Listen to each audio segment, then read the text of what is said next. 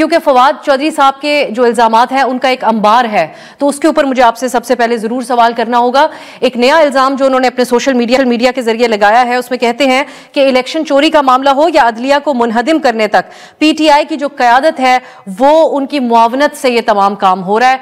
तो इस हवाले से आपसे जरूर हम जानने की कोशिश करेंगे, क्योंकि हुकूमत का भी एक इल्जाम है 26वीं तरमीम के हवाले से कि मौलाना के जरिए पाकिस्तान तहरीक इंसाफ ऑन बोर्ड थी इस मामले के ऊपर, और एक नर्म रवैया इस लिहाजा रखा गया। फवाद साहब के इस इल्जाम पे आप क्या कहते हैं?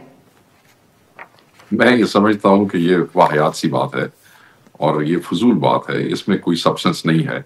मगर एक बड़ा अच्छा आपने जिक्र कर दिया कि जो आपने दो मिसालें दी हैं वो इस इंडिविजुअल और पाकिस्तान मुस्लिम लीग नून जो है वो दोनों का एक ही मौकफ है। ये कितनी अजीब बात है, ये कितनी सरप्राइजिंग है कि ये दोनों एक ही गुफ्तगू कर रहे हैं। जहां तक 26वीं तरमीम की बात है, आप और ये पूरा मुल्क इस बात का यानी शाहिद है कि हमारे लोगों ने उसकी भरपूर मुखालफत की, दबा के मुखालफत की है। अगर मुखालफत ना की होती तो आपका क्या ख्याल है, नून लीग और एस्टैब्लिशमेंट को हमारे बंदे खरीदने पड़ते थे, बंदे उठाने पड़ते थे।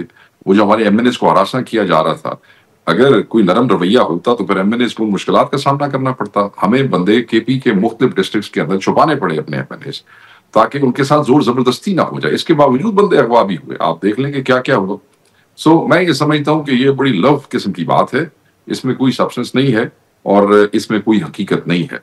ये और नून लीग एक ही जुबान बोल रहे हैं, then I rest my case. मुझे इससे ज्यादा बात करने की जरूरत नहीं है।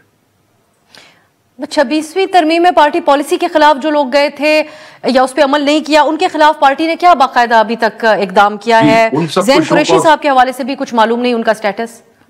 जी, उन सबको शो कॉज दिए गए थे जी, 2 सेनेटर्स और 5 एमएनएस, इन सबको दे दिए गए थे। उसके बाद आपको याद होगा अफसा की 2 ग्रैंड मोबिलाइजेशन बीच में आ गई। 26वीं तरमीम का चीजें आगे निकली है, जजों की अपॉइंटमेंट्स वाला मामला, तो तरजीहात में वो उस तरह नहीं था। फिर आज या 10 दिन पहले इमरान खान साहब के हुक्म पे, क्योंकि जिन जिन को यानी कि 5 एमएनएस और 2 सेनेटर्स को शो कॉज दिए गए थे, उन सब के जवाब जो है तकरीबन शायद 1-2 को छोड़ के उनके जवाब आ गए थे शो कॉज नोटिस के। उन्होंने अपने जवाब दाखिल कर दिए थे पार्टी को।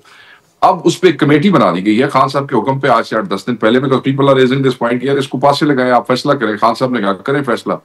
वो कमेटी जो है वो उन सबको बुलाएगी जी, जिस जिसके जवाब से मुतमिन होती है, उनके खत से, उनके शो कॉज के आंसर से, तो ठीक है। जिससे नहीं मुतमिन होगी उसको जो है वो फिर खान साहब को लिख के भेज देंगे, क्योंकि इस पार्टी में किसी को रखने या निकालने का इख्तियार, वापस लाने का इख्तियार भी पार्टी में वो सिर्फ एक ही शख्सियत के पास है, जो हमारे कायद इमरान खान साहब है।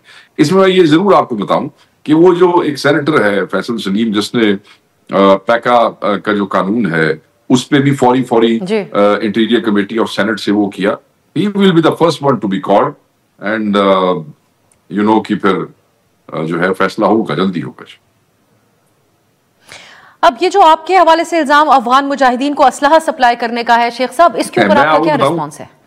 मैं आपको बताऊं कि अफगान वॉर शुरू हुई और खत्म हुई, I think I was in school और इन कॉलेज।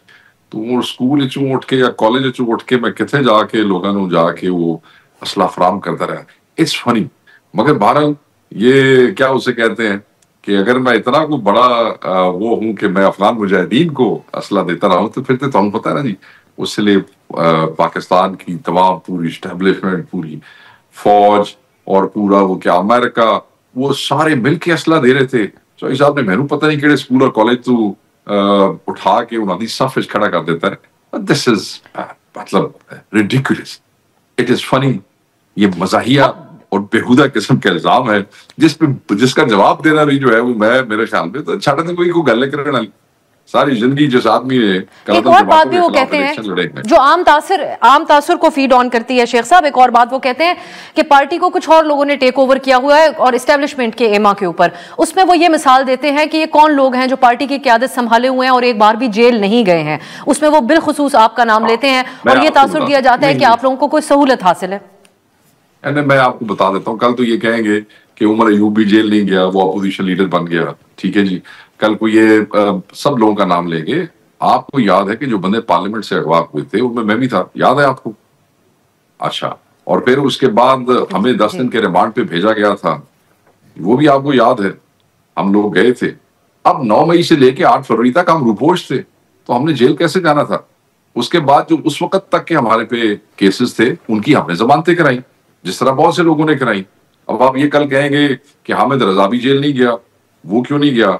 इनके अपने बहुत से जाती दोस्त इस पार्टी के अंदर है जिन्होंने जेल की आवाज तक नहीं देखी। अब ये कल कहेंगे कि हमाद अजहर ने तो कोई कुर्बानी नहीं दी, वो क्योंकि जेल नहीं गया, बेचारा आज तक अपने घर बार से दूर है। अच्छा, 8 फरवरी के बाद अब साहब वेरी इंटरेस्टिंगली हम वापस जमानतें करा के आ गए असेंबली में आते जाते रहे।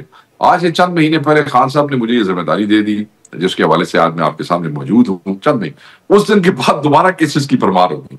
यानी कि ये जो 26 वाला जो कताल इन्होंने करवाया इस गवर्नमेंट ने, उसमें मेरे पे 27 FIR दर्ज है। Can you imagine? 27। और वो रेंजर्स के कत्ल की FIR के अंदर भी उन्होंने मेरा नाम दिया है।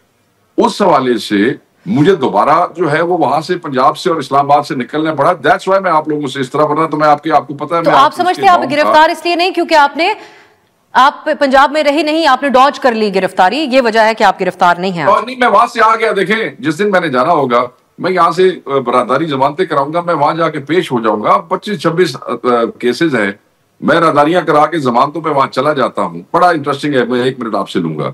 उसके बाद मैं रोज किसी अदालत में जा रहा हूँ और मेरा जो काम है, जो इमरान खान ने मेरे जिम्मे लगाया है, वो उसका हर्ज होगा। जो काम मेरे जिम्मे है वो मैं डेली कर रहा हूँ।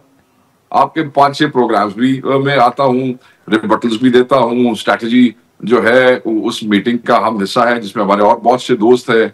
इनके जो जब प्रेस कॉन्फ्रेंस बनती है तब हम वो भी कर देते हैं। तो यही काम मैंने इस्लामाबाद बैठ के करना है। पता नहीं शरीका साड़ के आज मेरे समझ नहीं आती। बट मैं ये आपको बताऊंगा कि जो मेरी जात के ऊपर इल्जामात है उसके हवाले से तो ऑब्वियसली अदालतें मौजूद है। I will drag these people to the court, they will have to prove this.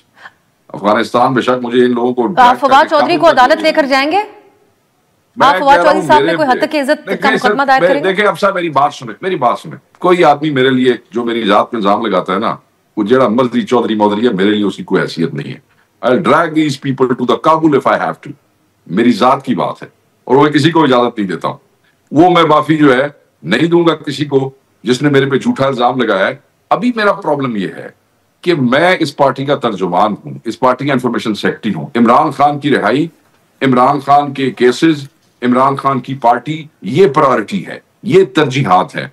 तो मैं इस किस्म की स्टूपिड बातों के अंदर अपने आप को एंटेंगल करके असल एजेंडे से हटना नहीं चाहता। इन लोगों का मकसद ही ये है कि हटाएं पॉलिटिकल कमेटी। लेकिन अब पार्टी से मुतालिक भी एक सवाल है शेख साहब, मैं आप इसके ऊपर मैं पॉलिटिकल कमेटी की तरफ ही आपको लेके जा रही हूँ।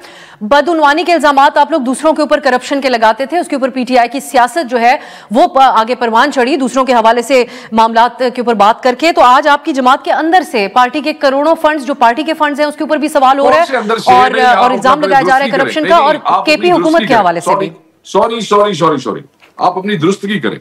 अंदर से का क्या मतलब है, मुझे आप एक्सप्लेन करें। पार्टी के अंदर से देखिए, मैं खैबर पख्तूनख्वा के हवाले से आजम स्वाति साहब ने एंडोर्स किया करप्शन की जो बात की गई। का नाम लेना मेरी बहन, किसी पार्टी के मेंबर का नाम लेना। मैं आजम स्वाति साहब क्या पीटीआई के और शहजादा साहब की तरफ से तो ये बात हुई, लेकिन उसको एंडोर्स किया आजम स्वाति साहब ने। और ये इल्जाम तो आपके मुखालिफिन काफी वक्त से खैबर पख्तूनख्वा हुकूमत में करप्शन के इल्जाम तो सामने रख रहे हैं। इल्जाम किस पे लगाया? ये उन्होंने किस पे इल्जाम लगाया? स्वाति साहब ये आपके जो अरकान हैं और अवामी ओहदेदार हैं, बल्कि इतना कैटेगोरिकली कहा गया कि ये करप्शन इंतजामिया नहीं कर रही बल्कि अवामी नुमाइंदगान कर। खैबर पख्तूनख्वा हुकूमत की बात हो रही है, मानसेरा के जलसे के अंदर ये बात हो रही है। बयान दोबारा सुने आप। सॉरी, आप प्रोड्यूसर को कहें वो आपको बयान दोबारा सुनाएगा। नहीं, ये लोग आप अपनी तशरीह बता दें, आजम स्वाति साहब ने किस बात को एंडोर्स किया था उस दिन? मैं बता देता हूँ, मैं आपको बता दूं। देखिए, आजम स्वाति साहब मेरे तो बुजुर्ग हैं और बहुत ही काबिल एहतराम हैं। जो कुर्बानी उन्होंने दी है बड़े कम लोगों ने वो दी है। उन्होंने ये जो बयान दिया जिसका आप जिक्र कर रही हैं, वो मानसेरा, खैबर पख्तूनख्वा नहीं, कोई रीजन नहीं, कोई कैपिटल नहीं। He spoke about Mansehra. उन्होंने लफ्ज इस्तेमाल किया कि मानसेरे के नुमाइंदे, मानसेरे 3 MP ने 1 MNA है, उनका जो भी इशू है वो तहकीकात के लिए उन्होंने एक दूसरे को जो है वो लेटर वेटर लिख दिया, वो हो जाएगा। लेकिन इल्जाम तो पीटीआई के ऊपर ही है ना भाई। मानसेरे की बात कर रही है आपने, पूरे पाकिस्तान की बात कर दी है, पूरे आपने केपी की बात कर दी है। ऐसे तो नहीं होगा। एक जगह से भी इल्जाम सामने आए शेख साहब, इल्जाम तो इल्जाम होता है। अच्छा ये बताइएगा शेख साहब, जो पार्टी के फंड्स के हवाले से उसको जवाब देंगे, आपस में करते रहेंगे, पर इसकी वजह से आप पूरी पार्टी। चलिए, अब अगर शेख साहब आप कहते हैं कि अगर मानसेरा की हद तक सवाल है तो हम आपसे फिर सवाल में पूछें। मीडिया के अंदर देखें, अगर आपका कोई एक एंकर मीडिया के अंदर इस्लामाबाद में पैसे लेके कोई प्रोग्राम करता है तो मैं कह दूं कि इस्लामाबाद के सारे एंकर करप्ट है। इस तरह तो नहीं होता ना। कहा तो यही जाता है हमेशा से, सभी के ऊपर रिफ्लेक्ट करते हैं और सभी इसके ऊपर प्रोग्राम भी फिर करते हैं। अगर खुदा न खास्ता ऐसा कोई बात हो फिर तो मीडिया देखें। चलिए अब पार्टी फंड्स की बात करते हैं। चलिए आप कर ले मुकम्मल। केड़ा पार्टी फंड सर, मानसेरा की हद तक आप कहते हैं ये बात है। नहीं, ठहर जाओ। केड़ा पार्टी फंड? जिस पार्टी के अकाउंट सीज किए हुए हैं, जिस पार्टी के पास अपने मुलाजमों को पिछले कई महीनों से देने के लिए तनख्वाह नहीं है, आप उस पार्टी के फंड की बात करती हैं। अभी एमएनएस ने अपनी तनख्वाहें जमा करके पार्टी को पैसे दिए। और दसो, ऐसे फराडियां हैं ये टीवी के ऊपर और बैठ के और ट्वीटों के ऊपर कहानियां सुनाते हैं। आपको पता नहीं है कि शेख साहब पार्टी को पिछले कुछ अरसे में कोई फंड्स मौसूल नहीं हुए? नहीं हुए, किसी हुए हैं तो बताए ना। अगर हुए हैं तो जो कहता है उनको ना लेके आए भाई। हमने अपनी तनख्वाहें जो है मैंने ने दी है जी, सही है। अब ये जो इल्जाम क्योंकि लग रहे हैं पार्टी फंड्स के हवाले से, तो क्या पीटीआई कोई ऑडिट सामने रखेगी? पिछले 4-5 क्या बात कर रही है? मैं आपको ये बता रहा हूँ कि 4-5 महीने से मुलाजमों को तनख्वाहें देने के पैसे नहीं थे। वो हम एमएनएस, एमपीएस और टिकट होल्डर्स ने वो फंड इकट्ठा करके दिया। आप कह रही है पैसे ऑडिट किसे? शायद तो फिर शेख साहब जलसा कैसे होगा? फिर आपके एहतजाज के अंदर कौन से फंड्स इस्तेमाल होंगे? जो ईद के बाद आप लोग एहतजाज एक तहरीक चलाने जा रहे हैं, उस सिलसिले में क्या होगा? एमएनएस, एमपीएस कंट्रीब्यूट करते हैं। अगर झांग से मैंने बंदे इस्लामाबाद लेके आने तो मैं पैसे भरूंगा, वो पार्टी पैसे नहीं देती है। अगर जलसा होता है सवाबी में, तो होता है तो वहां की लोकल तंजीम पैसे देती है। उसका जो होस्ट एमएनए, लेकिन शेख साहब फिर मुझे हमारी समझ बूझ के लिए आप समझाइएगा, पिछले 1-1.5 साल से पीटीआई एक जो अपनी एक तहरीक चला रही है, एहतजाज कर रही है, जो तमाम चीजें हो रही हैं, ये तमाम फंड्स एमएनएस, एमपीएस की तरफ से दिए हुए तनख्वाहें हैं मुकम्मल। इसके अलावा आपके सपोर्टर्स की तरफ से कोई फंड्स नहीं आए? हाँ नहीं, मैं आपको बताता हूँ, एमएनएस, एमपीएस, स्टेक होल्डर्स, तंजीम, हर कोई अपनी अपनी हैसियत के मुताबिक अपना बंदोबस्त खुद करके आता है। जितने बंदे पंजाब से आए किसी को किसी को उठा लें। जो लोग काफिले लेके आते हैं, आपका क्या ख्याल है? पार्टी उनको पैसे देती है। वो बेचारे अपना पेट्रोल, अपनी गाड़ी, अपना खाना अपनी जेब से करते हैं। पार्टी नहीं देती। पार्टी की तो हर चीज सीज की हुई है आपने। तो फिर शेख साहब ये ईद के बाद जो एहतजाज होगा, अब क्योंकि एक सूबाई क़यादत है जुनैद अकबर साहब की, उसके तनाजुर में देखा जाता है, या इसके अंदर सपोर्ट सूबाई हुकूमत की भी मौजूद होगी, या गंडापुर साहब की भी फाइनेंसेस के एतबार से? देखें जी, ये तो आपको खुद जुनैद अकबर बताएगा और चीफ मिनिस्टर का जवाब चीफ मिनिस्टर देंगे इस गवर्नमेंट। पर मैं ये कहूंगा कि जो भी कोई एहतजाज होगा उसमें जुनैद अकबर के साथ चीफ मिनिस्टर शामिल होंगे। He is as member of the party as anybody else. तो उसमें जो कंट्रीब्यूशन हमेशा वर्कर अपनी तरफ से करते हैं, एमएनएस, एमपीएस करते हैं, सब करेंगे, हर कोई करेगा। अभी जो लोग सवाबी आए हैं, अभी जो शेख साहब एक चीज और भी जी जी जी खुद करके आए, लेकिन आगे अगर किसी ऑडिट का मौका, कोई ऐसी सूरत हाल बने, ये इल्जामात मजीद बढ़ जाएं, करोड़ों के खुर्द बुर्द के फंड्स के वकला के ऊपर जो इल्जाम लगते हैं, तो आप लोग कोई ऑडिट करवाएंगे पार्टी फंड्स का? प्लीज और मेरी बात सुने। एक कंप्यूटर स्क्रीन भी साड़ी एफआई वाले चुक के ले गए पार्टी की। एक कंप्यूटर स्क्रीन, उसके लिए हमने दरखास्तें भी अदालतों में दी हुई है कि हमारा सामान वापस कर दो। एक बंदे के ऊपर केस है हमारी पार्टी के, जो मुलाजमीन भी हैं बच्चे सेक्रेटेरिएट के। 10 इदारे लगे हुए हैं इस पार्टी की, टिट्टा भी पुट के वेख रहे के विचों कुछ ना निकला है। उन्होंने सारे पिछले 1.5-2 साल कुछ नजर नहीं आया। तो यहाँ चंद इंडिविजुअल्स हैं जिनको नजर आ गया। वो एफआई हमारे सर पहले चढ़ी हुई है, वो नैब भी चढ़ी हुई है, उधर से इदारे भी मौजूद है, हुकूमत भी मौजूद है। खुला मैदान है, खुल के खेलना नहीं रोका किसी ने। चले, पर फिर ये उनका इल्जाम की हद तक ही रहेगा। शेख साहब, मैं आपसे और भी कुछ चीजें जानना चाह रही हूँ, क्योंकि अब ठीक है, इसका फिर ये एक इल्जाम, उनके बयान और इल्जाम की हद तक ही रहेगा। इससे ज्यादा इसके ऊपर आप लोगों की तरफ से अब आगे कुछ वजाहत नहीं होगी। ये फरमाइएगा कि इत्तेहाद जो आपका ऑपोजिशन, हुकूमत को इन्होंने इतनी बड़ी लीड दे दी है कि वो जी इलेक्शन कमीशन बैठा है, कर लेंगे जो करना है। इन्होंने रुका किसी ने? ये रेगुलेट होती है ना पार्टियां, और पार्टियों के फाइनेंस रेगुलेट होते हैं। सारे महकमे इधर है, सब हमारे मुखालिफ हैं। उन्होंने आखो कर लेंगे जो करना चाहिए, रोका किसी ने? सही, ठीक है। ये इस पे आप चैलेंज करते हैं ईसीपी और हुकूमत को। मैं शेख साहब आगे बढ़ूंगी क्योंकि वक्त थोड़ा कम है। आपका ऑपोजिशन का जो इत्तेहाद ईद के बाद एहतजाज की आप लोगों ने बात की है, इसको जो मैं किसी को चैलेंज नहीं करता। वो जो बेरोजगार वेले हैं ना, जो इल्जाम लगाते हैं, मैं उनको कहता हूँ जाओ उसे जाके राब्ता करो। चलें, आप उनको चैलेंज तो कर रहे हैं ना कि जाए जाके ईसीपी के साथ उठाए। आगे मैं बढ़ती हूँ अब, अगर आपकी इजाजत हो। इस आपका जो इत्तेहाद है इसको कौन लीड करेगा, मौलाना साहब करेंगे या अचकजई साहब? 2 दिन पहले हमने JUI से जब ये बात पूछी कि आप इस इत्तेहाद का हिस्सा हैं, तो उन्होंने हमें दुरुस्तगी करते हुए कहा कि अभी हम इस इत्तेहाद में शामिल नहीं हुए। शेख साहब, आप बता सकते हैं कि मौलाना साहब किन बुनियादों पर आपके साथ इस इत्तेहाद के हवाले से बात कर रहे हैं, उनके क्या मुतालबात हैं आपसे? देखिए, बड़ी वाज़ेह सी बात है।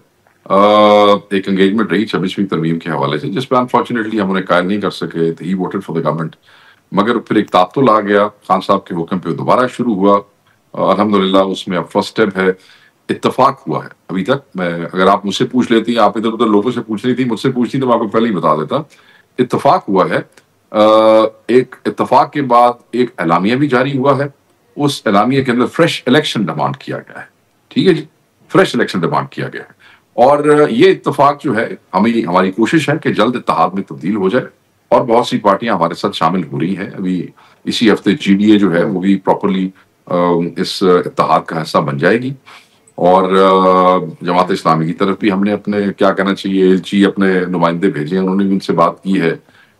हर तरीके की, जो हर पार्टी जिसका खान साहब ने कहा है और सेक्रेटरी जनरल ने अगले दिन इजहार किया है, उनसे हम इत्तेफाक तो बहुत सी चीजों पे कर चुके हैं। बहुत सी पार्टियां इत्तेहाद में शामिल हो चुकी हैं, और बहुत सौ को हमारी कोशिश है कि वो हो जाए। और वो अगर हो जाता है तो फिर ईद के बाद फिर मुश्तरका लाएअमल जो है वो सामने आएगा। और ये कौन इसको लीड करेगा? और मौलाना साहब का मुतालबा कोई बुनियादी अगर आप बता सकें? नहीं, कोई खबरें थी इस हवाले से कि वो कुछ शेयर मांग रहे हैं। कुछ शेयर तो जी हमारे पास केड़ी हुकूमत है जरासी किसी को शेयर देना, साढ़े को तो कुछ नहीं है। हाँ, वो जो KP के हवाले से चीजें हैं उस पर कामरान मुर्तजा और इधर से असद कैसर साहब की एक सब कमेटी बना दी गई थी, ताकि कोई और बैड टेस्ट डेवलप ना हो, और छोटे मोटे इश्यूज जो है वो KP के हवाले से वो लोग उसको रिजॉल्व कर लें। तो वो भी अपनी जगह पे बन गई है। मेरे ख्याल में चीजें बेहतर सिमत में जा रही हैं। देखे ना कितनी ज्यादा लरज गई है हुकूमत के वजीर आजम को, हमारे उस इलामिया के फौरी बाद वहां पे आना पड़ा। बूके शूके फुल चुक चुक के उतारण मारन लेके नाल पहुंच गए थे। तो ऑब्वियसली कहीं ना कहीं परेशानी तो है। अच्छा शेख साहब, आखिर में ये फरमा दीजिए, अब क्योंकि हमारी जो पूरी बहस पार्टी के अंदर इख्तलाफात पे थी, पार्टी के चेयरमैन बैरिस्टर गौहर साहब हो या जनरल सेक्रेटरी बड़े इशू है सलमान राय साहब, क्यों तरीके इंसाफ के लिए मुल्क में इतने बड़े बड़े इशू हैं। पाकिस्तान तरीके इंसाफ के लिए इमरान खान साहब के केसेस, इमरान खान साहब के हवाले से हमारी पार्टी की स्ट्रगल हमारे लिए वो इम्पोर्टेंट था। मतलब I don't know why it is नहीं शेख साहब, आप लोगों के लिए ये अहम क्यों नहीं है? शेख साहब, ये आपके लिए और आपके सपोर्टर के लिए यकीनन अहम होगा कि अडियाला में कैद उनके जो पार्टी के सरबराह हैं, साबिक प्राइम मिनिस्टर हैं, उन तक अगर आप मुझे इजाजत दें सवाल करने की, तो ये छोटी छोटी शिकायत आपस में इख्तलाफ की अडियाला में बैठ के खान साहब को क्यों करनी पड़ी है एड्रेस? क्यों यहाँ पर मौजूद पार्टी के चेयरमैन या फिर सलमान अकरम राजा साहब पार्टी का डिसिप्लिन बरकरार रखने में नाकाम है? इस पे आप रिस्पॉन्ड कर दें आखिर में। डिसिप्लिन अपने लोगों के हवाले से होता है, डिसिप्लिन जो लोग पार्टी में नहीं है उनके हवाले से तो नहीं होता।